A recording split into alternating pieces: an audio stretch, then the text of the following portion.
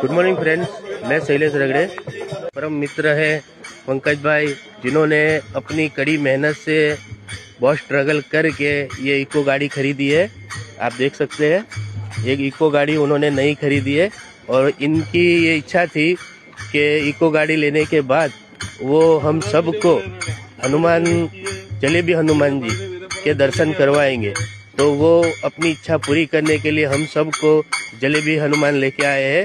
और ये हम अरे सब बाकी फ्रेंड है, ये उत्तम भाई है और ये सब बाकी फ्रेंड है। तो आइए चलते हैं जलेबी हनुमान जी के दर्शन करने। हम ये पहुंच चुके हैं जलेबी हनुमान जी के मंदिर पे। ये यहाँ की प्रख्यात जलेबी है। तो आइए अब आपको जलेबी हनुमान जी के दर्शन करवाते हैं।